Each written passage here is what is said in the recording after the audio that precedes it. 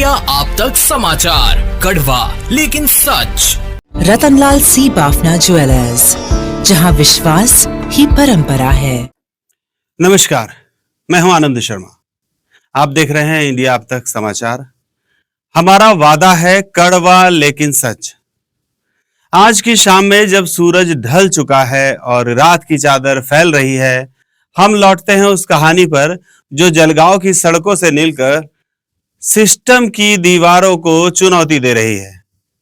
विधायक मंगेश चौहान, जिन्हें लोग मंगेश दादा भी कहते हैं, उन्होंने लोकल क्राइम ब्रांच के पूर्व इंस्पेक्टर संदीप पाटिल पर गंभीर आरोप लगाए। एक महिला की शिकायत से शुरू हुई यह दास्तान अब सवालों के जाल में उलझ गई। विधायक ने डीपीडीसी की मीटिंग में आवाज उठाई, पुलिस स्टेशन गए, महिला के साथ खड़े हुए, लेकिन आखिर क्या हुआ? केस दर्ज नहीं। और अब अपडेट यह है कि महिला खुद शिकायत करने से इनकार कर रही है। लेकिन सवाल यह है कि क्यों? क्या दबाव आया या कुछ और? जरा सोचिए, अगर एक विधायक की आवाज पर भी कार्रवाई ना हो तो आम आदमी की उम्मीद क्या बचेगी?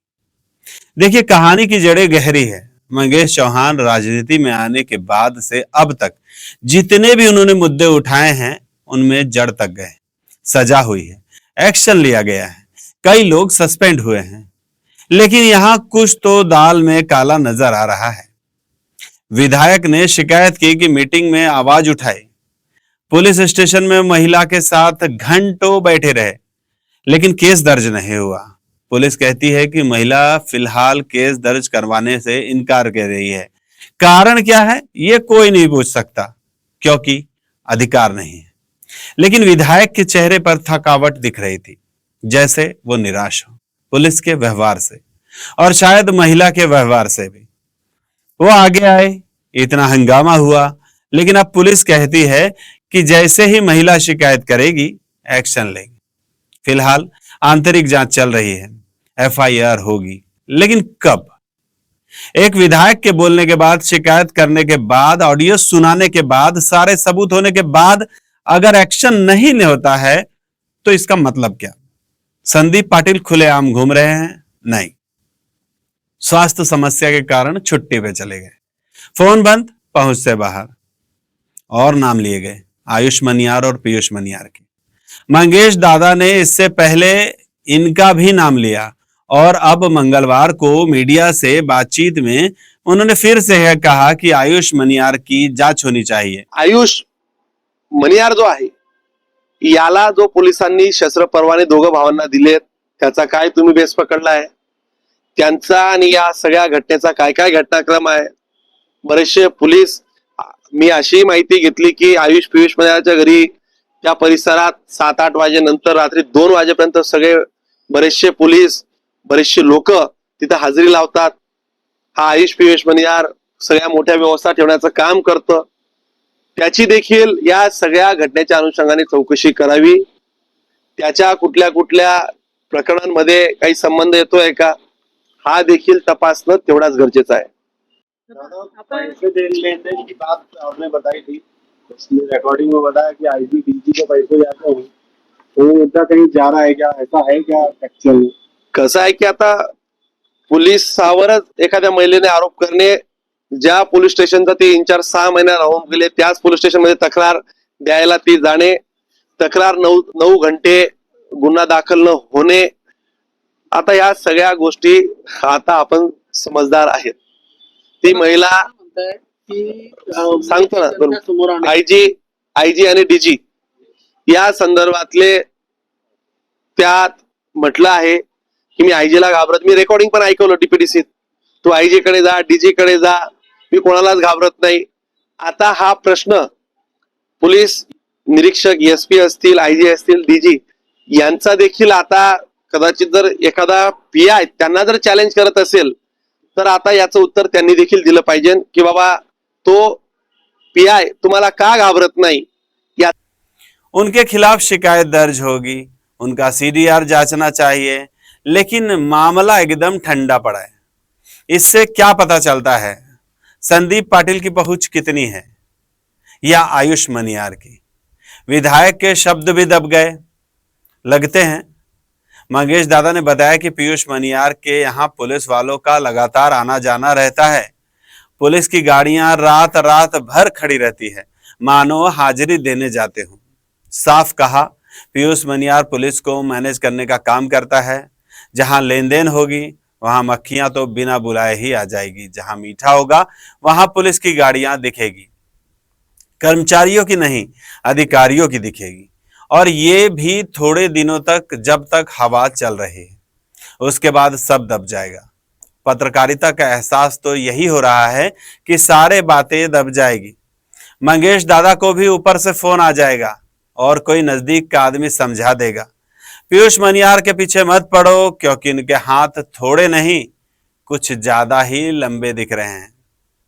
अब दूसरी बात, महिला तो शिकायत नहीं करना चाहती है, नहीं करेगी, उसे साइड कर दीजिए, उसका रोल खत्म। लेकिन पुलिस के पास मंगेश चौहान भी तो शिकायत कर सकते हैं, क्योंकि उनके पास रिकॉर्डिंग है जिनमें संदीप पाटिल धमकी दे रहे हैं कि मैं तुम्हें मार दूंगा, विधायक को भी मार दूंगा।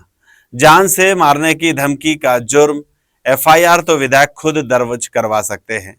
यह सवाल पूछा गया तो उन्होंने कहा कि हाँ जरूर करूंगा, अगर पुलिस नहीं करेगी कोई कार्यवाही तो मैं जरूर करूंगा। कानून के जानकारों के मुताबिक क्या है ये बात, ये भी हम जानने का प्रयास करेंगे। ये जानने का प्रयास करेंगे कि विधायक क्या ये कदम उठा सकते हैं, क्या विधायक शिकायत कर सकते हैं, कानून क्या कहता है, इस बारे में भी हम जानकारी लेंगे। और इस बारे में जानकारी लेने के लिए हमारे साथ मौजूद हैं जलगांव के अधिवक्ता हरुल देवरे जी, जो हमारे साथ अभी जुड़ने वाले हैं। हम उनसे सीधी बात करेंगे, उनसे पूछेंगे कि क्या ऐसा प्रोविजन है। तो हमारे साथ जुड़ रहे हैं एडवोकेट हरुल देवरे जी। देवरे साहब, आपका स्वागत है इंडिया आप तक समाचार में। क्या आपको मेरी आवाज सुनाई दे रही है?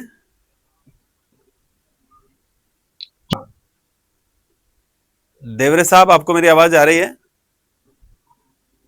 आ रही है, आपकी आवाज आ रही है, बोलिए बोलिए सर। देवरे साहब, आपसे ये जानना चाहेंगे कि मंगेश चौहान जो हैं, क्या वो शिकायत कर सकते हैं पुलिस के पास कि उन्हें जान से मारने की धमकी दी जा रही है? क्या ये कानून के भीतर आता है? देखिए, अपने कानून में स्पष्ट तरीके से लिखा है कि शिकायत कोई भी आदमी कर सकता है, लेकिन जी शिकायत करने के बाद में जो आपने कहा है कि संदीप पाटिल जो एलसीबी के पीआई थे, उन्होंने महिलाओं को धमकी दी है कि मैं विधायक को भी मार दूंगा और आपको भी मार दूंगा। इसके बारे में सबसे पहला सवाल यही उठता है कि जो मोबाइल से संदीप पाटिल ने फोन किया, वो मोबाइल उनके नाम पे रजिस्टर्ड है क्या? दूसरी बात, जो सिम कार्ड से उन्होंने बात किया, वो सिम कार्ड संदीप पाटिल साहब के नाम पे रजिस्टर्ड है क्या? जिस मोबाइल पे फोन किया गया, जिस मोबाइल ये से बात तो सुना गया, उन्होंने कहा है कि मोबाइल किसी दूसरे का यूज करते थे। तो उन्होंने कहा था कि आयुष मनियार जो है वो लगातार इन सब बातों में बीच में था, तो उनके पास शायद डायरेक्टली उनके नंबर से वो रिकॉर्डिंग नहीं होगी। मैं उसका भी जवाब दे रहा हूं कि जिस जी मोबाइल पे वो सुना गया, मोबाइल आयुष मनियार या पीयूष मनियार, उन दोनों के नाम पे रजिस्टर्ड था या नहीं था। इसके बाद में अगर ये सभी बातें भी सही निकली तो भी वो आवाज संदीप पाटिल की थी, वो सुनने वाली महिला वो वही थी या नहीं थी, इस आवाज, इस वॉइस की टेस्टिंग होनी चाहिए।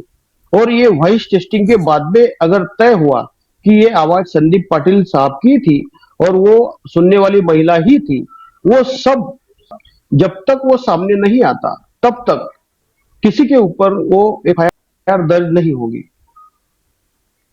मतलब नियम नहीं है ऐसा कि शिकायत, जबकि वो तो विधायक हैं, लोगों के प्रतिनिधि हैं। अगर उनको इस तरीके की धमकियां मिलती है तो गंभीर विषय है, पुलिस को तो खुद एक्शन लेना चाहिए। सही बात है सर, मैं यही बताना चाह रहा हूँ कि विधायक हो, कोई बिजनेसमैन हो, कोई महिला हो या कोई पुलिस अफसर हो या कोई भी हो, कानून के सामने सभी लोग एक समान होते हैं। कोई एलसीबी पीआई हो, एसपी हो, कमिश्नर हो, अगर कोई भी किसी को धमकी देता है तो कम से कम वो आवाज उसकी है या नहीं है, ये कम से कम जो कोई गवर्नमेंट लैब है उसके वॉइस टेस्टिंग से सामने आनी चाहिए कि सही में उसी की आवाज है, तभी तो गुना मत, ऑफेंस रजिस्टर होगा ना। मतलब पहले जो है वो इन सब बातों की जांच होगी, जांच हो जाएगी पूरी, उसके बाद ही कोई कार्यवाही पुलिस कर सकती है, या फिर मंगेश चौहान जो है वो शिकायत करेंगे, उस पर कोई एक्शन होगा। बराबर, शिकायत करने के लिए किसी को कोई मना नहीं है, शिकायत कोई भी कर सकता है, लेकिन कोई भी कर अगर पुलिस को कोर्ट, हाँ, पुलिस को कोर्ट में अपना पक्ष रखना है तो पुलिस के पास में कुछ ना कुछ तो चाहिए जो कोर्ट को दिखा सके। इसके एक लिए बात और, जब तक वो वॉइस एक बात टेस्टिंग और थी नहीं हो जाती। देवर बोलिए साहब, एक बोलिए। बात और थी मेरे इसमें, मामला बहुत सारा उठ रहा है कि आयुष मनियार और पीयूष मनियार, इन दोनों भाइयों को हथियार का लाइसेंस दिया गया है। तो क्या आपके पास ऐसी कोई जानकारी है कि लाइसेंस किसे मिल सकता है? ऐसा कोई क्लियरिफिकेशन आपके पास होगा? ये शायद आपके इससे बाहर का सवाल है, लेकिन चूंकि आप जानकार हैं इसलिए आपसे सोच रहा हूं कि अगर बात पता चले तो लोगों तक यह बात पता चल पाएगी लोगों को। देखिए, लाइसेंस के लिए एप्लीकेशन कोई भी आदमी कर सकता है, लेकिन लाइसेंस के लिए एप्लीकेशन करने के बाद में कंसर्न जो सुपरिटेंडेंट ऑफ पुलिस है उनका एक रिपोर्ट कलेक्टर साहब के पास में जाता है कि इसकी जान को खतरा है, या फिर ये कोई बहुत बड़ी जो कोई कैश है वो रोज इसकी लेन देन कर सकता है, या फिर ये सोने का व्यापारी है, या फिर ये किसी और ऐसे कामों में है जिसके लिए इसकी जान को खतरा है, तभी इसका लाइसेंस जो है वो अलर्ट होता है। अभी इसके बारे अच्छा। में बोलना जो है वो गलत होगा, क्योंकि सभी जांच पड़ताल के बाद में कलेक्टर साहब ने इनको लाइसेंस अलॉट किया है।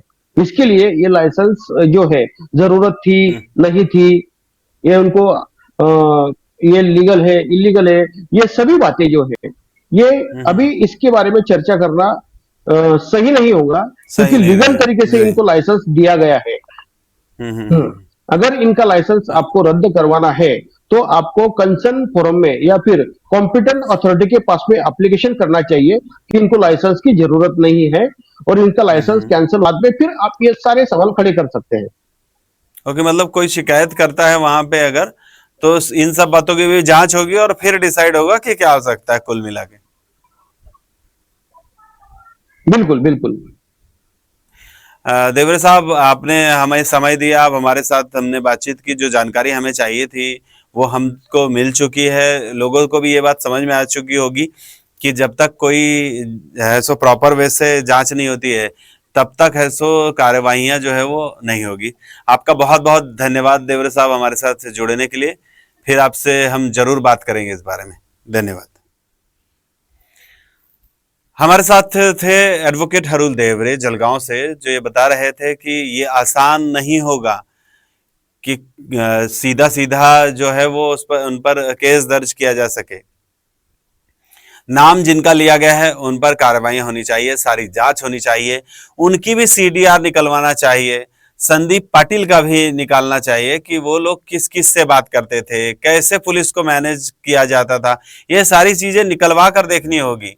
आखिरकार आईजी डीजी तक पीयूष मनियार पैसा पहुंचाया करते थे, ये भी आरोप लगाया गया है। ये सारे सवाल हैं जिनका राज खुलना बहुत जरूरी है। प्रश्न जो मंगेश चौहान ने उठाया वो जनता से संबंधित भी है, इसलिए कार्यवाही तो करनी ही चाहिए। लेकिन अपडेट यह है कि महिला ने शिकायत पीछे ले ली है, लेकिन ये लड़ाई जो है वो मैं रुकने नहीं दूंगा, ऐसा कहना रहा था मंगेश चौहान जी का। विधायक जी कहते हैं कि मेरी लड़ाई तो जारी रहेगी। उन्होंने डीएसपी से कहा कि न्यायिक चौकसी करो, जांच करो, तत्काल निलंबित कर दो उन्हें, और महिला के पास सबूत थे। विधायक ने जांच की, फिर खड़े हुए, सब कुछ तो ये सवाल तभी हुए हैं। तो संदीप पाटिल ने उन्हें जान से मारने की धमकी दी, पुलिस महिला ने भी शिकायत लीक कर दी थी, लेकिन पुलिस स्टेशन में 9 घंटे के बाद के इंतजार के बाद भी कोई केस नहीं हुआ। अब विधायक खुद शिकायतकर्ता बन सकते हैं, शिकायत करेंगे, जांच होगी और फिर एफआईआर दर्ज हो सकता है। अब सोचने की बात यह है कि विधायक थके हुए दिख रहे थे लेकिन पीछे नहीं हटे। पुलिस आश्वासन दे रही है, लेकिन एक्शन कब होगा? अगर एक एमएलए की रिकॉर्डिंग सबूत पर भी कार्रवाई न होगी तो सिस्टम क्या कहलाएगा? जनता के सवाल दब जाएंगे या आवाज उठेगी? ये कड़वा है लेकिन सच है। हमें बताएं कि आपको क्या लगता है। जांच होनी चाहिए, कमेंट्स में लिखें। अगली खबर तक नमस्कार। NIF Global Jalgaon, where dreams meet the runway. Fashion design हो या इंटीरियर डिजाइन, अब करें 100% प्रैक्टिकल लर्निंग इंटरनेशनल एक्सपोजर के साथ। 20 सालों की excellence, 27 students New York fashion week में, 10 लंदन में, 3 लाख में पर shine. Celebrity mentors Manish Malhotra, Gauri Khan, Twinkle Khanna and Ashley Rebello. Admissions open 2025. Call now 8806197999. Visit www.nifglobaljalgaon.com. NIF Global Jalgaon. Design your future globally.